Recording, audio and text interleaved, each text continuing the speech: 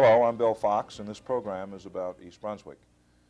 With me for this show is Judith Lebline, who is our new Director of Recreation and Parks in East Brunswick. Welcome to the town, Judith, and welcome to the show. Thank you.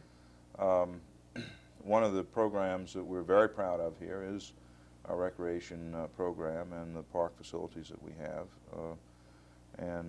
So I hope that over the next few minutes we'll be able to talk some about you and what you see for East Brunswick. Why don't we start by having you give me and our audience a little background on your professional activities before you came to East Brunswick. Sure. I have a degree in Recreation and Park Administration from Kane College of New Jersey, and started my early work in the YMCA system, primarily in aquatics and preschool programming. So that's where I learned all the very valuable lessons about programming and recreation. And then I went on to the Township of South Orange, where I was the program supervisor there. I spent 3 years there handling all the women's athletics, sports programming, cultural events, and swim pool management. Following that, I was fortunate enough to secure the position of superintendent for the borough of Leonia, and I remained there for some 7 years, working on parks and recreation programs, and managed a recreation center and a municipal pool, a senior center, and did a lot of program work there as well as parks work. I was able to get some programming started and really fine-tune the program. It had been long existing, and that was kind of nice to just go into it and put all the finishing touches on it. And we were able to get a lot of park acquisitions accomplished and development projects. So it was a great experience in a great little town. And then I found my way here to East Brunswick. One of the things that I was impressed with in the interview process were the programs that you had in Leonia. What was your favorite program there? Well, we really did a lot with preschool because we were one of these communities that was full of babies, and anywhere you look, people were in baby carriages and pushing little ones around. So we were able to really offer just about any program for preschoolers, and moms and dads and babies came out for them. So we ran things, everything from infant music appreciation right on to a baby Olympics and other events that really highlighted infants, preschoolers, and families. And one of the most fun programs we did was a public relations program, really, and it was called A Kiss is Still a Kiss. And what we did... Sounds interesting. Yes, it got a lot of coverage. It was very interesting. But what we did is we created a little coupon, and we made it available the week of Valentine's holiday, and everyone received one of these coupons in the town. Also, all of our people that we did business with, whenever we got a bill and we sent out our voucher, we would send one of these little coupons. And the coupon was good for a hug and a kiss any time all year that you needed it, not just Valentine's Day. And believe it or not, people came in to redeem these coupons. And it really, the objective in mind was to get them to know that we were approachable and friendly and that we were a fun place to be. New York Times Magazine picked it up and did it in one of their Valentine features.